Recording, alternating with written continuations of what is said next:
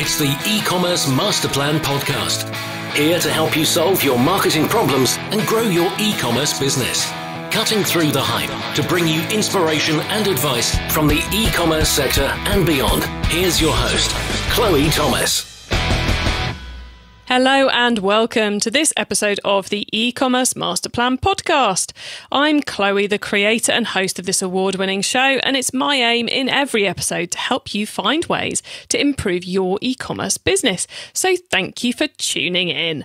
Today I am chatting with a listener. Yes, one of you guys has got in contact and asked to share your story on the podcast. So we're talking about sustainability, we're talking about fashion, we're talking about adapting to the pandemic and all of that means, all of what that means even. We are talking about email sign-up quizzes. So we've got everything from the big and theoretical through to the highly practical. Before we get into all of that though, please do check out the sponsors.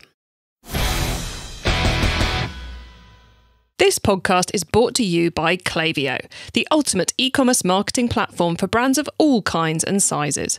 Whether you're an entrepreneur just starting out or you're part of a marketing team at a multinational brand, Klaviyo will give you everything you need to create memorable marketing moments, building customer relationships that keep shoppers coming back time and time again. Get started with a free account today. Visit klaviyo.com/masterplan. That's klaviyo.com/masterplan. Helium 10 is an all-in-one software tool for entrepreneurs to help them start, build and grow a business on Amazon. Helium 10 has all the tools you need to run your business in one place. No more downloading multiple apps or paying for different software. And I have an incredible offer for you. My listeners get 50% off their first month of Helium 10 Platinum when you go to helium10.com and use the code MASTERPLAN when you check out. Don't wait to get 50% off your first month. Go to helium10.com and use the code MASTERPLAN. And now to introduce today's special guest. Christy Soomer is the founder and CEO at Encircled, a Canadian female-founded sustainable clothing brand. Launched in 2012, they're now a multi-million-dollar business, and she's also the host of the Brave and Boss Entrepreneurs podcast. Hello, Christy. Hi, Chloe. Thank you so much for having me on the podcast. It's great to have you here. And I'm amazed you managed to both run an e-commerce business and run a podcast. So I'm in awe.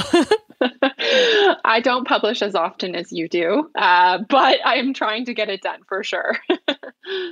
Yeah, those are two big things to be doing. But look, how did you get into e-commerce all those years ago?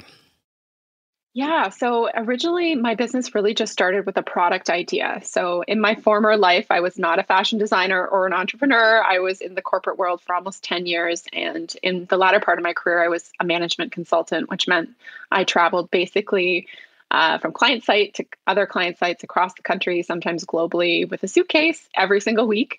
And I started to get very frustrated with the amount of clothing I had to bring in order to create these like stylish outfits for work. So on a trip just for pleasure, I was packing for a yoga retreat for Costa Rica and my suitcase happened to break and I had to shove everything into a carry-on. And I really had this like aha moment where I was like, why don't I just have more pieces in my wardrobe that are more versatile so that I don't have to bring as much stuff? And I pulled out this like tattered American Apparel circle scarf. And I was like, this thing's supposed to be able to be worn 30 ways. And I started playing around with it and it just looked like a potato sack. You had to like tie it and the fabric was see-through. It wasn't even hemmed. And I was like, I love the concept of this, but this just does not work for me and would not work in a work environment either. So I literally started designing a product around that concept. So taking the idea of a circle scarf, upgrading the fabric, making it sustainable, thick, not see-through, drapey, gorgeous, soft.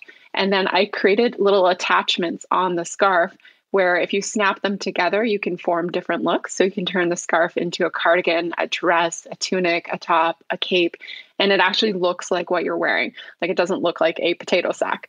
And that became my first product. And I got really obsessed with it. And I was like, you know what? I was asking a lot of people, do you think this is a good idea? I really love it. Did a lot of research. And I'm like, you know what? Why not just build a website and start selling it on the side and see how it goes? So that's really how the business started, was just with that one product idea called the Chrysalis Cardi, which we still have on our site today.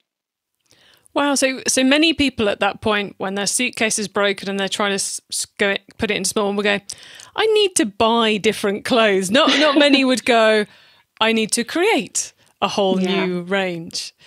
So that must have been quite an interesting jump to take, because I think anyone who's known anyone who works in management consultancy, it's not like you've got a lot of spare time. No, you work a lot and a lot of time on the plane. So, on average, I think I was working probably between 60 to 80 hours a week, including flying time. So I didn't have a lot of free time. And also, I don't come from a fashion background. So I had no idea how to even make a product from end to end. So I kind of glazed over that a little bit. But from that actual ideation stage, which was probably around February or March 2012, it took me a solid 9 months to actually figure out how to design the product, get it manufactured, find the fabric, and link in with all the people that needed to be involved in that process, like pattern makers, technical designers, and find a factory locally in Toronto as well. So that whole process was not easy. And it was something I just kind of did on the side in the evenings and weekends.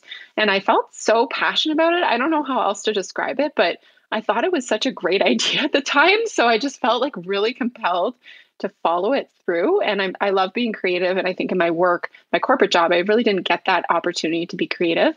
So I was like, you know what, I'll just test this out. I'll see if I can make it locally and use really beautiful, sustainable materials, because that's something core to my values as well. And went from there. And, I built a site. I built a website on Shopify, and then I had a web developer convince me to go over to Magento, which was a huge mistake, which I'm happy to talk about later. And launched it with a PR campaign and started to sell. Wow. Okay. Well, look, let's get straight into that Shopify Magento scenario then. Yeah. How did you actually launch? Did you launch on Shopify or launch on Magento? I launched on Magento. Wow, that's like using a Ferrari to walk to the shops. I laugh now, but in retrospect, it was very, very difficult. Yes, it was, my background actually, so in management consulting, my vertical was retail. So I worked with a lot of the big e-commerce retailers in Canada and globally. And some of those were on Magento. So yes, you were absolutely correct that I was using the wrong platform. But I think I'd hit a point where I was so desperate. I had a Shopify site somewhat developed. The developer ghosted me, and I found a new developer. He sounded amazing. And then he basically convinced me that this would be the easiest way to go. And I was so busy with my work that I wasn't really thinking about the consequences of going onto a platform like that. And in the end, we launched with it, but ended up switching 2 months later to Shopify. Over a weekend, I built a site, fired that guy, hired somebody to transfer whatever I could over customer database wise, and then went on my merry way with Shopify. And we've been on that platform ever since. Sometimes you do just have to go, right, enough. Whatever it takes, we are changing over this weekend. And it's just, the sooner we do it, the better. Okay. So you've been on Shopify ever since. So are there any key widgets, plugins, that sort of thing you use on there? Mm-hmm. So we have 2 Shopify stores. We have one for our global customers that's in US dollars, and then we have one for Canadian customers. So a really crucial part of that is Deer, which is an inventory software that basically knits the 2 sites together. So that if you sell a product on one site, it syncs to the other site and does all our inventory control. I love Judge Me for reviews. That's a great review app. I just think it's really flexible. They're a really agile organization. They're always improving it. Gorgias is one of my favorite help desk apps. They have a lot of chat features as well. They integrate into your Facebook ads, which is pretty cool, so that you can answer comments on Facebook and Instagram immediately. So those are, I think, 3 of my favorites. Cool. And we have to just say Gorgias is spelled Gorgias for anyone who's looking for it. A name built to confuse the podcast host, quite frankly. I'm sure there's a podcast somewhere where I call them Gorgias. So apologies, Gorgias, for that. But yes, so at some point I'm sure I've made that error. Anyway, right. So we've done the website and the plugins. So you're in Canada and you're selling all over the world. Tell us a bit about how the product and where it's got to now, because it's more than just one item now, isn't it? Mm-hmm. Yeah. So we originally started with the Chrysalis Cardi, one product, one size, 2 colors. And from there expanded. So like when I was working, I was in the business part-time, kind of side hustle for almost 2 years before I quit my corporate job. So really, I think in that time I developed maybe like 3 products or something like that. And I would just, based on my travels and things that I thought would be really cool to have in my suitcase, I would just develop a product. Like we have this product also still in our collection called the Evolve Top, which is like a reversible cowl neck top and has snaps in the sleeve, so you can change the sleeve length. That one's been around for almost 8 years, which is pretty incredible from a fashion standpoint. Most fashion brands don't keep a product in stock for like one season, but we're really about timeless over trendy at Encircled. So that's a really core value of ours as well. So now the collection's I think it's about 40 pieces, something like that, 40 products, which is still very small. Again, if you consider a fast fashion retailer, they're launching like upwards of 3,000 to 5,000 styles a week. So we really focus on designing products that have like exceptional fit. They have a lot of versatility. So like one of our probably most popular products is the dressy sweatpant, which was another piece I designed in my travels as well, because I wanted a pant that was like dressy looking, but felt like sweatpants. So we picked this really beautiful, luxurious fabric, put it into kind of a dressier silhouette. So it looks like you're wearing real pants, but you're not. So those have been really successful, obviously in the last year, but those have been around since 2015, basically. So we really designed with that idea of how can we really fill a true wardrobe need and create products that are both comfortable, stylish, genuinely sustainable, ethical, and not create anything that's unnecessary, but things that will truly hold a lot of value in a customer's wardrobe. I think I love the comparison you make with fast fashion, because sometimes it feels like we're being told that you have to change things all the time. And that is, I was going to say, that's great for turnover, but actually, as your business proves, you don't have to keep creating new product to keep the sales coming in. If you create great product, you can sell the same thing for 8 years or so.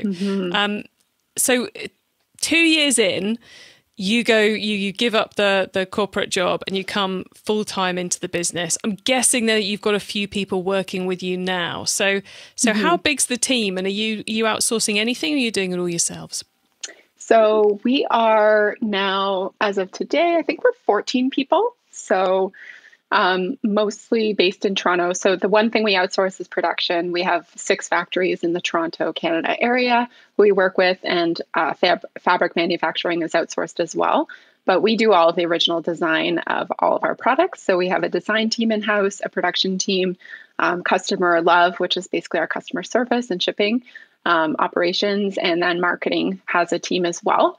We also outsource Facebook ads to a certain extent. Like we work closely with the freelancer for that, but that's mainly managed by somebody out of house, and we have a pretty big accounting team as well to help us manage some of the transactions that come in from e-commerce and stuff like that. But all web development for the most part is done in-house, all design, all content and photography. Wow, cool. So it's really an in-house approach you're taking, where everything is done there. Do you think you mentioned a couple of times about the importance of sustainability and so forth within the business? To make that happen and get that ethos right, do you think it's been important to keep everything in-house? Yeah, I mean, I think when your business is all about sustainability and having a really high ethical standard, it's really hard to outsource because your partners need to meet those standards. So even with our production partners in Toronto and fabric manufacturers, like we all, even though we're beholden to standards of labor that are really high in Canada, we have them sign additional ethical checklists. We are a certified B Corp, so that holds us to an even higher standard than like the general standard of labor and sustainability practices. So vertically integrating is actually an interesting discussion, which I feel like I could do a whole podcast on, but it's one of the ways, because there is just a higher cost of doing business, of being sustainable and ethical. That's just, everybody kind of understands that, the product inputs cost more. You can't charge as much because consumers aren't necessarily right there yet to pay more for sustainable and ethical products, maybe a little bit more, but not a ton more. So you have to kind of figure out a business model where you can kind of capture profit at every level and be as streamlined as possible. And for us, that has meant like in-house warehousing. That has meant eventually probably in-house factories. Like our plan is to really scale vertically in-house retail eventually as well, because that's just the best way that we can keep some of the margin in-house, continue to support our values, grow our economy, and create jobs here as well. So that's just the business model we've always had. I haven't really ever, when I quit my job, I had no employees. I had myself and I wasn't even being paid. So, it's been a slow build to that employee level, but this year we probably will end the year around, I think, 20 employees, something like that. And I suppose potentially that's part of the sustainability journey, is that it's going to be slow growth. It's not going to be 0 to 1 million in year one. Yeah, it is. It's just the reality of the business model, because when you don't have that kind of really high margin that a lot of these fast fashion retailers would have, you just don't have all that space to reinvest in ads at a really low return. You have to be really smart with your spend and very strategic. My background is a lot of finance, and I'm very thankful for that, because knowing the numbers in your e-commerce business is so critical in any e-commerce business. But if you're going to go into the realm of sustainability, just naturally your costs are going to be so much higher. So you have to be even more on top of the numbers every day. Now, something you mentioned that I suspect quite a lot of people listening have not heard of is a B Corp. So that is obviously quite a big thing to achieve in the sustainability journey. So do you just want to quickly explain what that is to the audience? Because I'm sure some of them are going to go, wow, we should do that. Yeah. So Encircle's a certified B Corporation. We became one in 2018. It's essentially a third-party audit that looks across your whole organization around governance, environmental, sustainability, people, practices, policies, and they go in depth into everything you do to verify that you have, really held yourself to ethical standards. And in fact, they actually make you, when you get certified, put in your corporate bylaws and documents that you state that you will use your business as a force for good in the world. So there's quite a few B Corps now in the world, like Eileen Fisher, Ben & Jerry's Ice Cream is a really famous one, Warby Parker. And these are all businesses who've gone through this process. And for us, it was really important, because saying you're ethical is one thing, but actually verifying that is a whole nother thing. So, where are you actually buying your materials from? How are you actually paying your workers?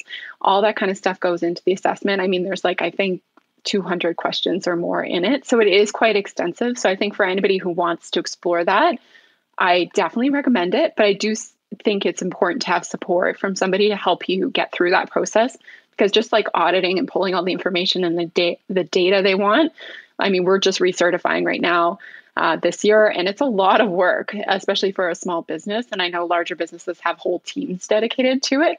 So it's definitely worth it, because it puts you in a caliber of businesses that, we wouldn't be able to stand beside otherwise. And then you get to learn from them and learn best practices. So we've taken a ton of stuff through the assessment that we go through for B Corp and integrated it into our business model to make it even more sustainable. So it's been a really great journey, and I definitely highly recommend it, but definitely make sure that you have that team support to help you through the process.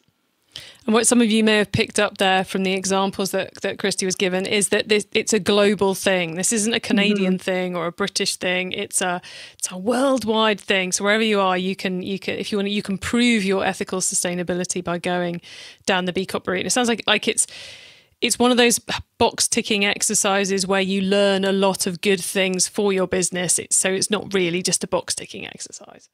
Absolutely. Yeah. There's a lot of takeaways and a lot of things we've been able to reintegrate into the business to make ourselves even more knowledgeable about how to be better going forward, which I think is what we all want to do. We always want to continuously improve as e-commerce brands.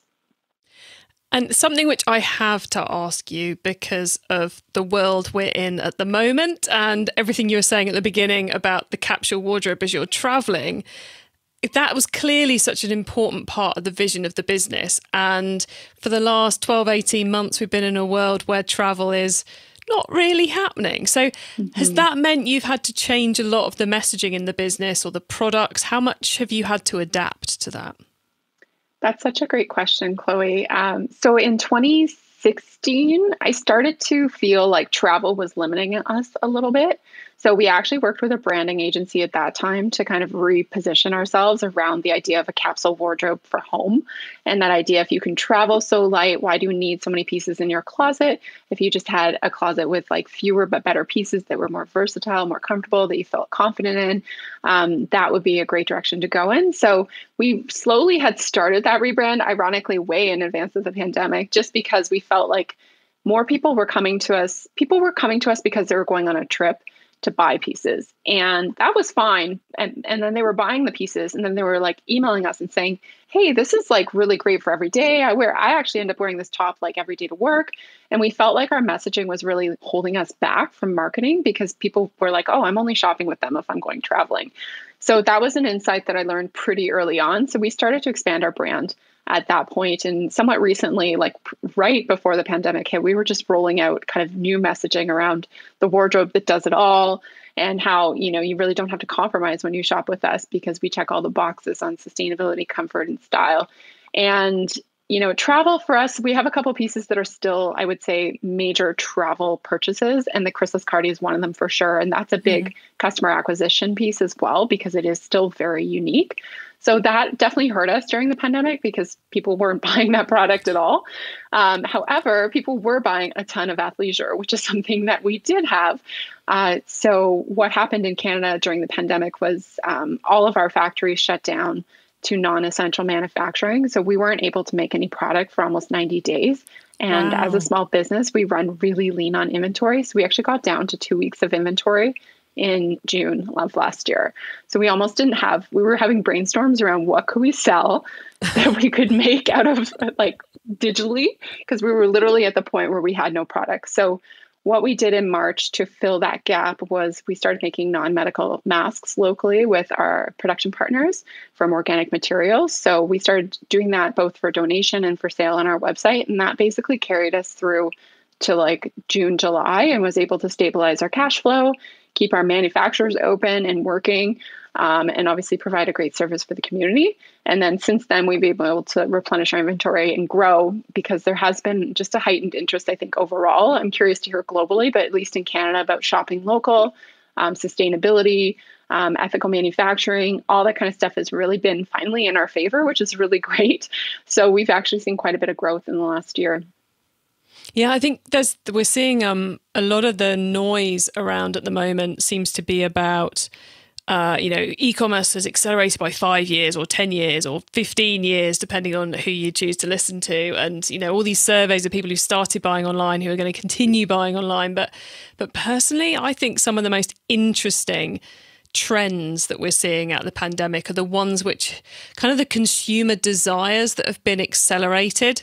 So the human connection, the ethical, sustainable, the local, those kind of things are far more fascinating to me than we've jumped 5 years ahead, because that's what's going to enable us to look after the customer, and that's what's going to enable us to grow. So it makes a lot of sense that you're seeing people more interested in that ethical, smaller wardrobe side of things. Mm-hmm. Mm-hmm. Yeah, absolutely. And people are just really wanting to support local. I think we've seen that in Toronto a lot, like just local restaurants, like, can I buy this locally? I'm in this Facebook group for my neighborhood, and I've never seen so many posts about, I want to buy this, even like weird stuff like windows. Can I shop local? Like, people are getting really minutia around it, which I love. I think it's great that like that heightened awareness happened, because I think we've gotten a little too aggressive with the e-commerce dropshipping model where we don't know where things come from. And as consumers, I think people have been burned by that, and now they're ready for like a different customer experience.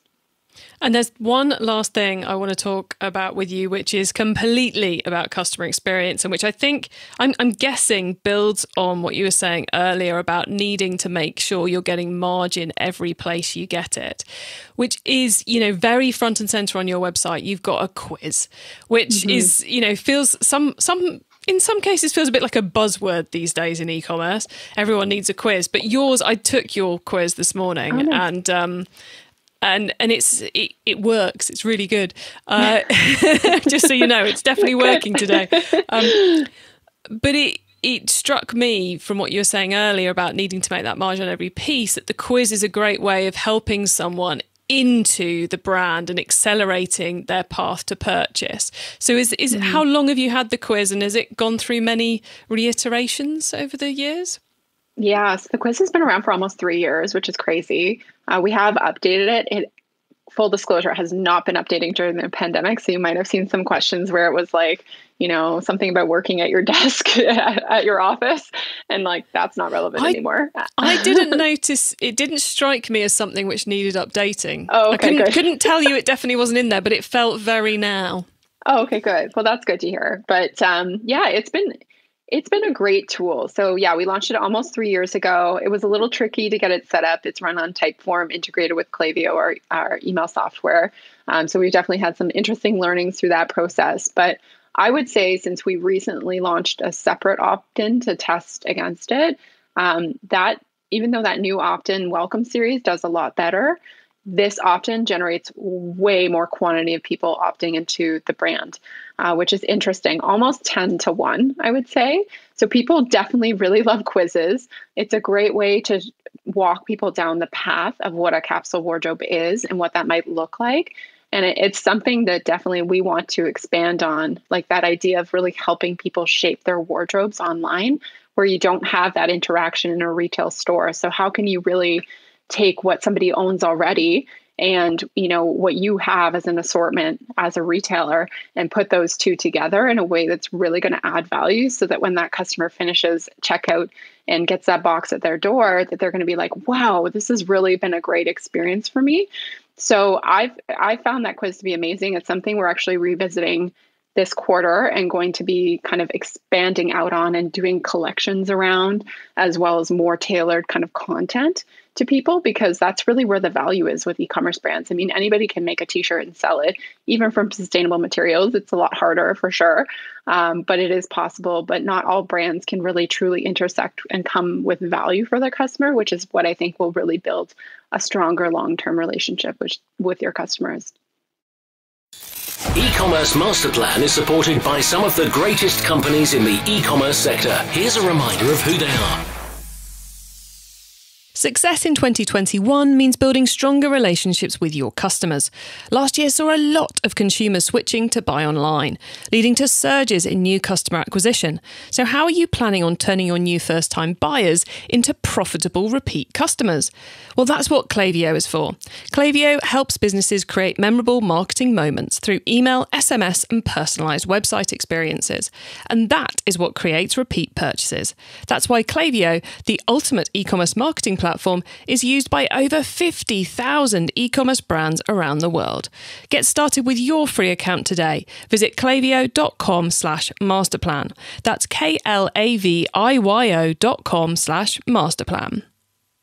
Helium 10 is an all-in-one software tool for entrepreneurs to help them start, build and grow a business on Amazon. Whether you're just starting or are several years into e-commerce, it's a must-have tool for your business. And I have an incredible offer for you. My listeners get 50% off their first month of Helium 10 Platinum when you go to helium10.com and use the code MASTERPLAN when you check out. Don't wait. To get 50% off your first month, go to helium10.com now and use code MASTERPLAN. It's time for the top tips round. Okay, I love this section because it gives me and our listeners some really quick ideas for taking our businesses to the next level. So, Christy, you ready for the top tips? I'm ready. Excellent. Okay.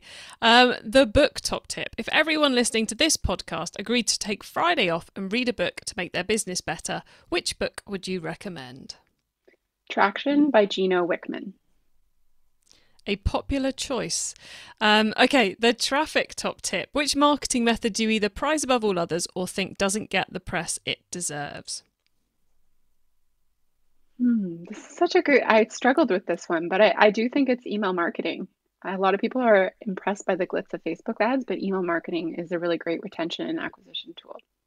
Much better return on investment than Facebook ads as well. Okay, the tool top tip. Maybe a collaboration tool, a social media plugin, a phone app, or just a way of working. Is there a cool little tool you use that makes you and your team more efficient from day to day? I mean, Slack is going to be my answer for this. I think just in the pandemic particularly, it's been invaluable for communication.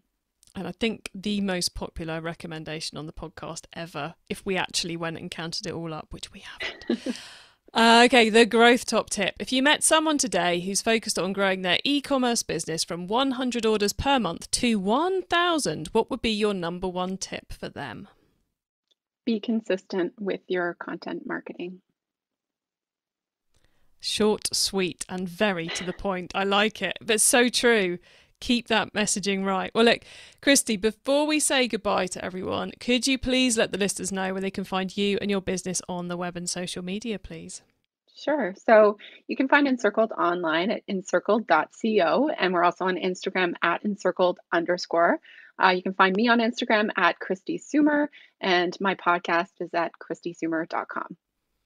And your podcast, who's it targeted at? Who should be listening? Yeah, so the podcast is called Brave and Boss, the podcast. It's for purpose-driven entrepreneurs, primarily e-commerce businesses who really have a strong mission to their business. So either they're really passionate about sustainability or ethics and really want to learn how to take their business from, 5 or 10K a month to over 6 figures a year. So that's kind of our core target, and primarily female founders. We have a Facebook group as well, which is a really lovely community where they can join for free and just chat and meet other founders, because I found that just that networking component is really important for getting support while you're growing your business. Yeah, it can be a very lonely place running a business. Totally. Mm-hmm. Well, look, Christy, thanks for sharing that. We'll make sure links to those get added to the show notes for everybody. And thanks for coming on the podcast today. It's been really, really, really lovely talking to you. So thanks for being here. Thanks, Chloe, for having me. It's been a pleasure.